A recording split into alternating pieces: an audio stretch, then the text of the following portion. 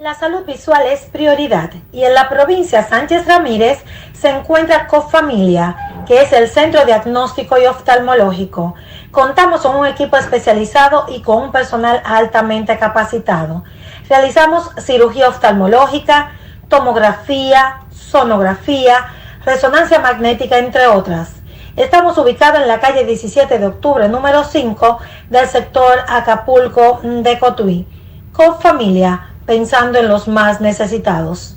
Vamos a cuidarnos. El dengue es una enfermedad que se transmite a través de la picadura de un mosquito infectado. Es una afección que ataca a personas de todas las edades. Sus síntomas son fiebre, dolores de cabeza, molestias detrás de los ojos, músculos y articulaciones. Si presentas uno o varios de estos síntomas, acude de inmediato a un centro de salud para ser evaluado. Esta enfermedad puede progresar de forma grave si no es diagnosticada a tiempo. Recuerda prevenirla eliminando las aguas posadas para evitar la propagación de mosquitos y utilizando mosquiteros en tu hogar. Mantente atento y prioriza tu salud.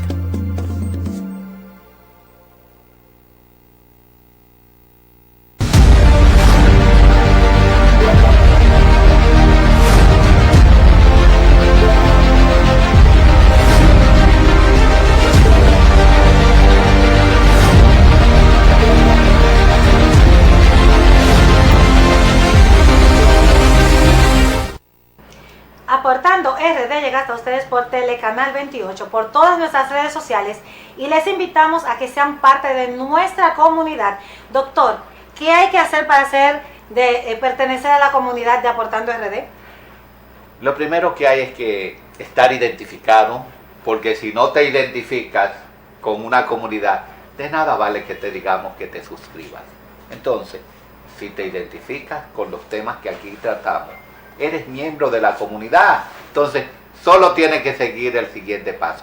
Suscríbete y dale a la campanita para que te lleguen todas nuestras notificaciones. Y otra cosa, haz tu comentario. Sí, doctor. Mire, hay un tema que está muy candente en este momento y que se hizo un comentario.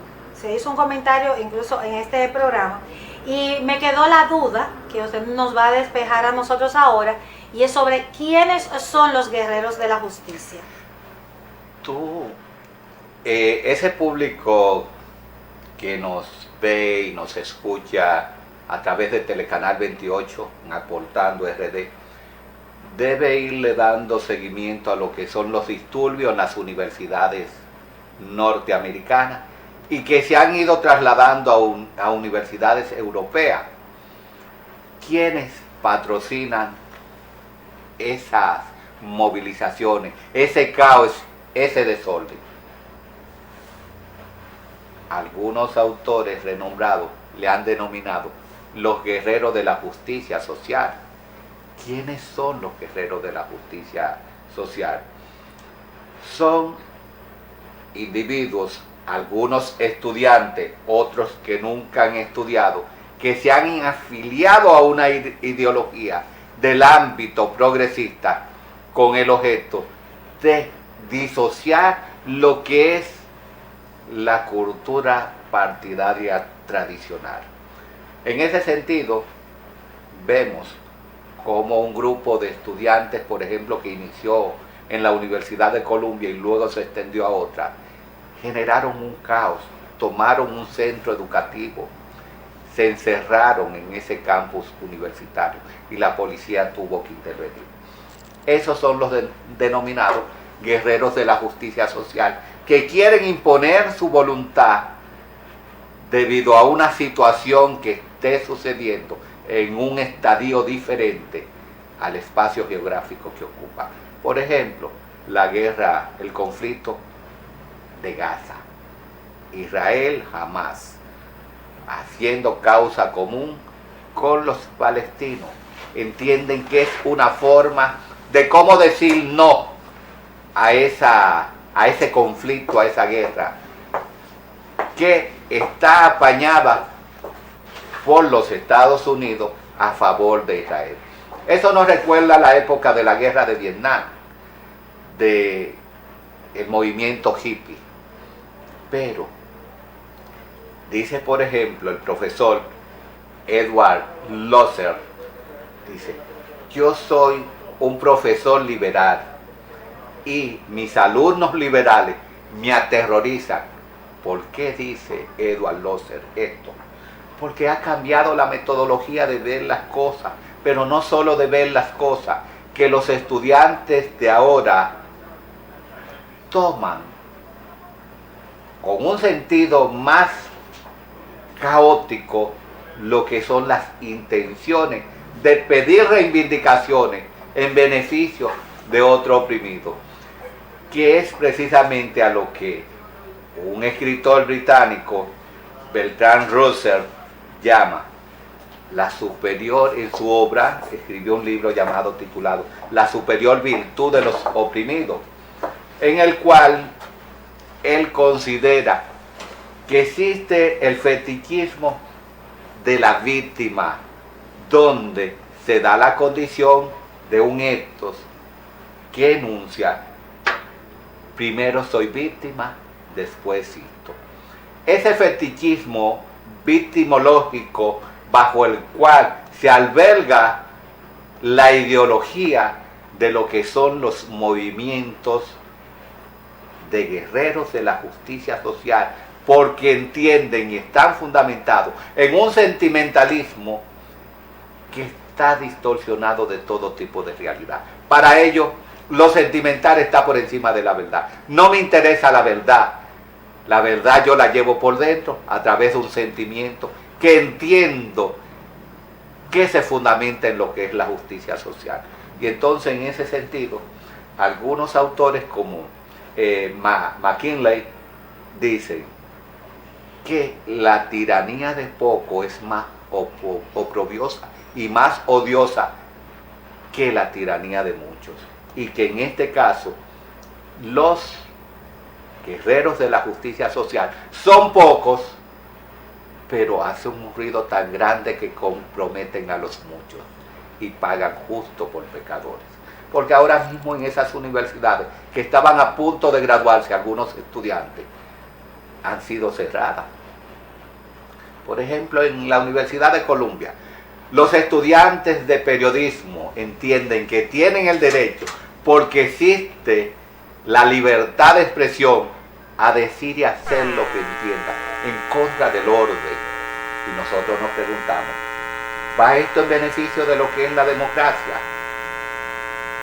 No lo creo. Y es una de las situaciones por qué la democracia va pasando de una democracia liberal a una iliberal, por el abuso, el exceso de uso de lo que es el ámbito de lo que son las libertades. El abuso hacia lo que son las libertades va a generar desigualdades. Es, por ejemplo, como el concepto de que una cosa es la independencia y otra cosa es la igualdad. No puede existir la independencia sin igualdad. Pero ¿qué es la igualdad? ¿Mediante qué se adquiere la igualdad? La igualdad en las sociedades modernas se adquiere a través de la meritocracia. Usted tiene mérito, para llegar usted va a llegar.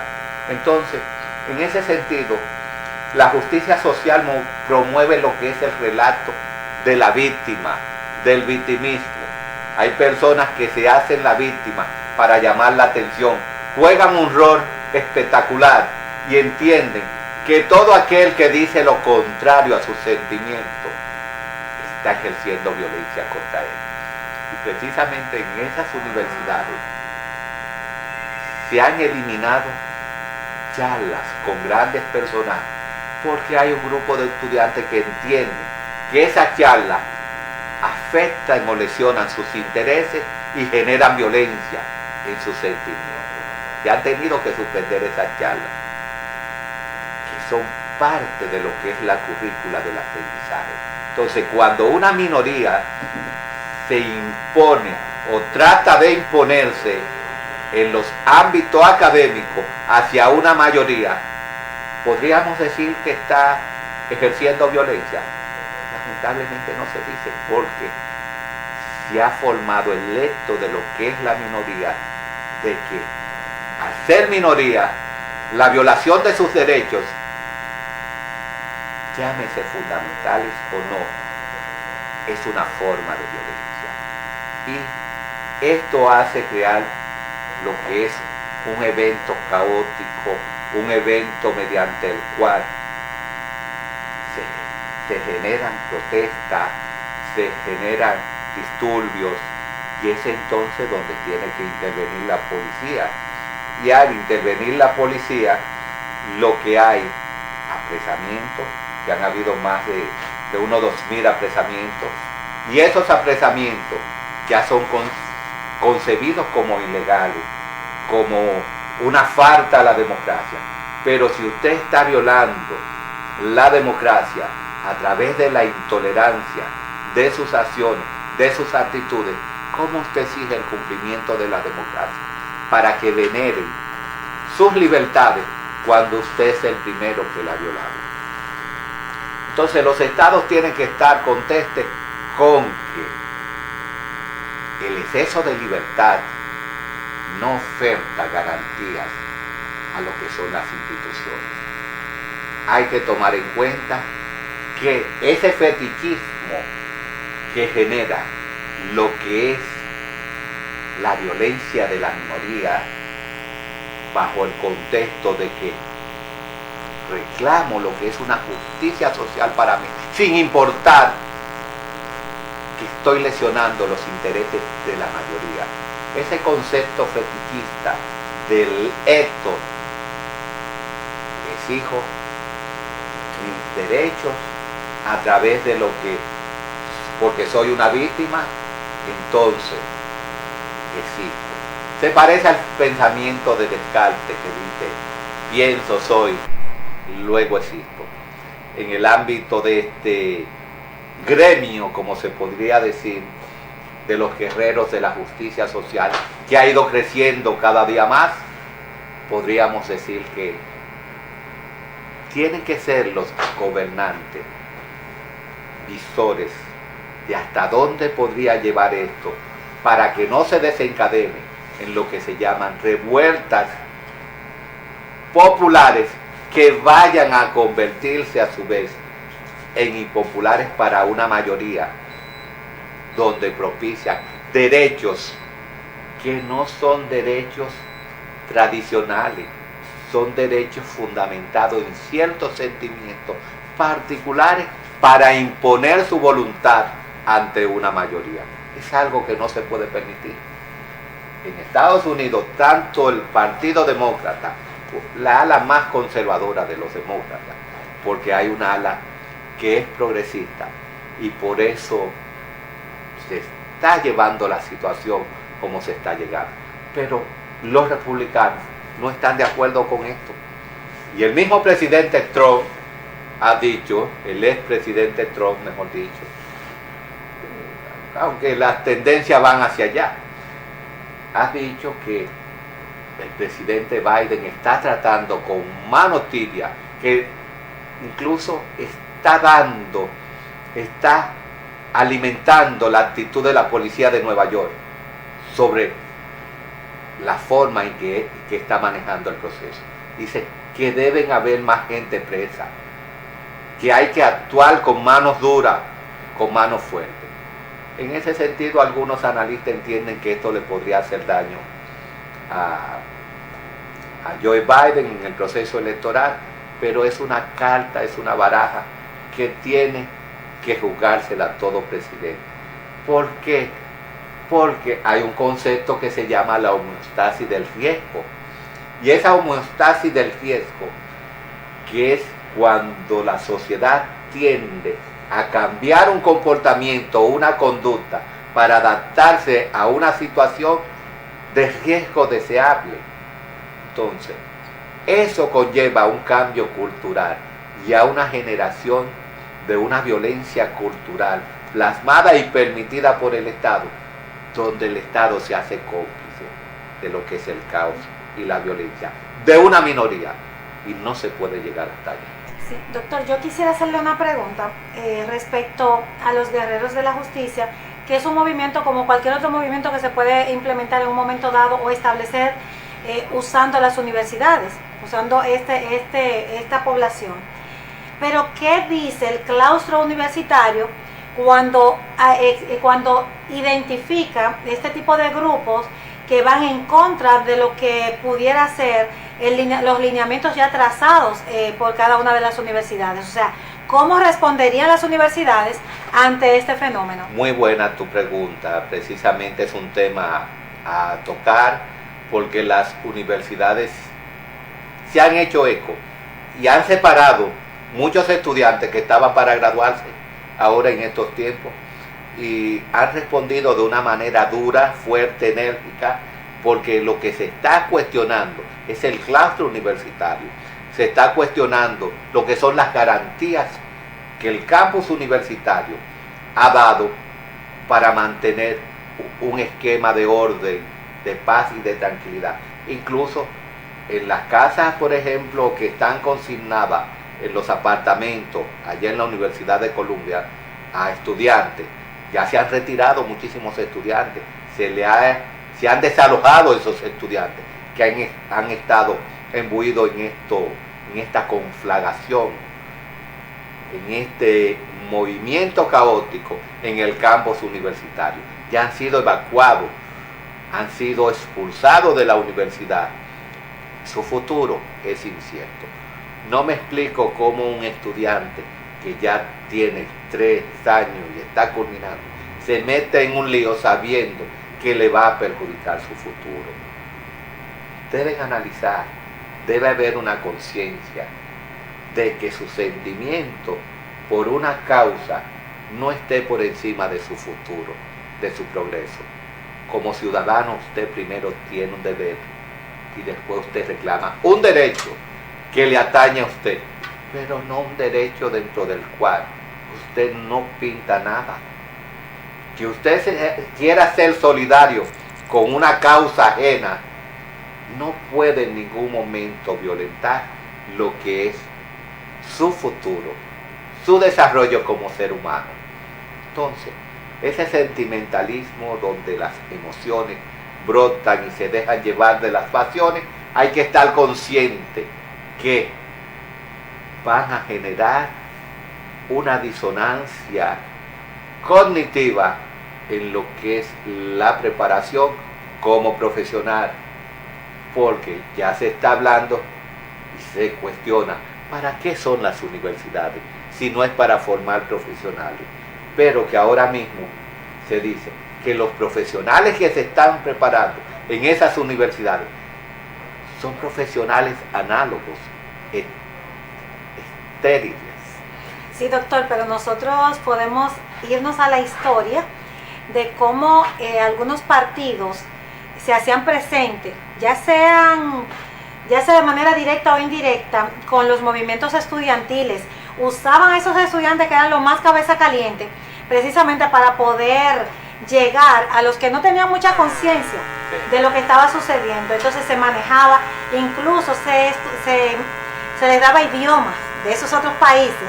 No sé si usted quisiera hablar de un caso dominicano, porque estamos hablando. Sí, y muchos de esos estudiantes le daban becas para esos países y para estudiar esas otras disciplinas. Entonces todo parece ser que en ese momento están aflorando en los Estados Unidos este tipo de movimiento para poder sentar vigencia. Fíjate, eso ha existido desde hace mucho. Los movimientos políticos, no solamente en la República Dominicana, sino en toda Latinoamérica, y precisamente en el periodo de lo que fue la Guerra Fría en Estados Unidos, se hicieron limpiezas ideológicas a nivel gubernamental. Los servicios de inteligencia de los Estados Unidos hicieron, para evitar ser permeado por la izquierda, todo el que consideraban que era izquierdoso, lo agarraron. Izquierdistas, doctor. Sí, como nosotros relajamos mucho con el asunto de los izquierdosos, es izquierdista. Yo le de llamo la izquierda. Izquierdoso, porque a veces no son izquierdistas, sino que tienen una mentalidad con cierta inclinación izquierdosa. Y aquí nos podemos trasladar a lo que es el Estado Dominicano, nuestra Universidad Primada de América, la UAS, Universidad Autónoma de Santo Domingo, donde tú todavía a la fecha ves el Felabel, el Fabio Suero, una serie de movimientos estudiantiles que en el periodo de la Guerra Fría dieron inicio, unos de tendencia maoísta, otros de tendencia estalinista, otro leninista, pero ya eso pasó. No tiene ningún criterio, no tiene ninguna razón de ser de que esos movimientos estudiantiles, ahora, si nos vamos a lo que es, esos movimientos reciben una cuota. Hay dirigentes que han salido de ahí con su jipeta y su apartamento. Entonces, esa situación que deforma lo que es la conceptualidad, de lo que es la realidad del ámbito académico, eso hay que relegarlo a un segundo plano. Y hay que aterrizar en lo que es la necesidad del pueblo, la necesidad del estudiante. ¿Cuál es la misión de los grupos estudiantiles en los salones de clase? Velar por el bienestar del estudiante. Cuando las universidades tienen un departamento que se llama bienestar estudiantil, debe haber un representante de los estudiantes en los consejos. Está bien, pero los grupos políticos, que cada partido político tiene un grupo en la universidad del país, en la universidad del pueblo, que representa sus intereses y desde el cual ejercen cierta presión. Eso es una contaminación absoluta de lo que es el ámbito académico y no sé quién va a llegar para resolver esa dicotomía estudiantil, académica, institucional, de alimentar movimientos estudiantiles con un criterio político para pescar en mal revuelto e ideologizar, porque no podemos hablar de ideologizar, porque ya las ideologías están mandadas a guardar para seguir manteniendo un periodo de guerra fría a nivel de nuestras academias, de nuestras universidades o de nuestra universidad, con el objeto de propiciar el caos en un momento determinado y tener una cuota de poder en el pensamiento, en el sentimiento y en las emociones de pobres estudiantes que no pueden pagar una matrícula alta en una universidad privada y se van a la universidad del pueblo y se le hacen historias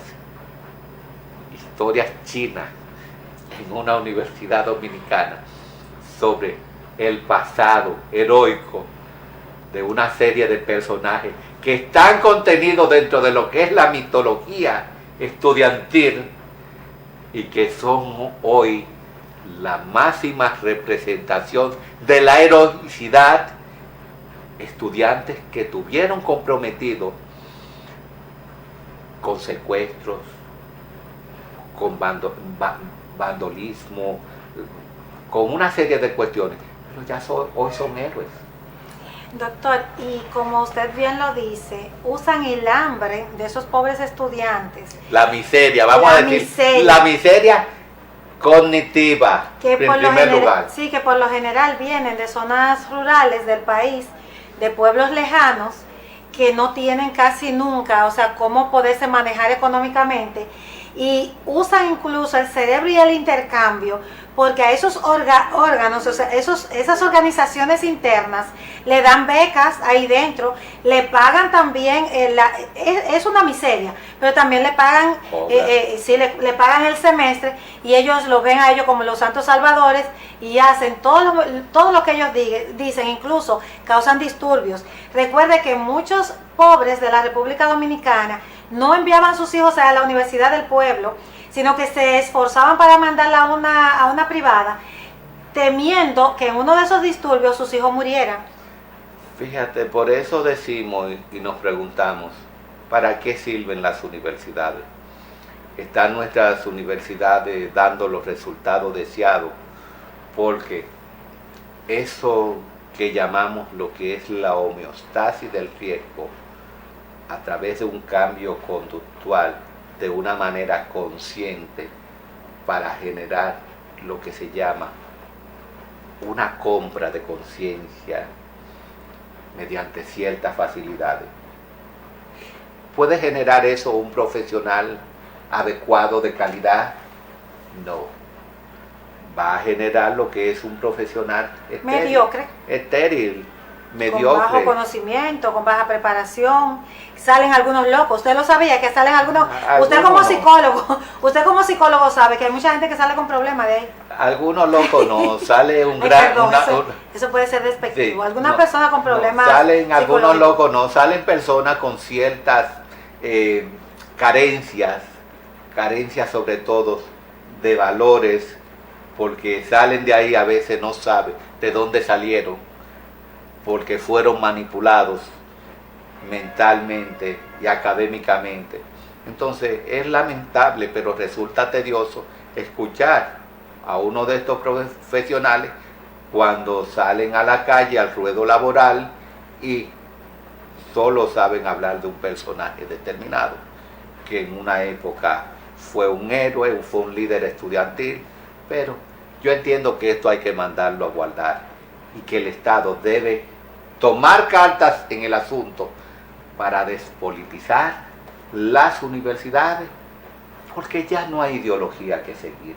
Ese progresismo rancio que está afectando a los estados desarrollados, no podemos permitir que llegue a lo que es Latinoamérica, el Caribe, pero sobre todo a la República Dominicana, que es lo que nos preocupa. Muchísimas gracias, doctor. Nosotros nos vamos a una pausa comercial. Antes les decimos que se suscriban a nuestro canal de YouTube para que nuestra comunidad pues pueda crecer. Nos vamos a una pausa comercial y retornamos.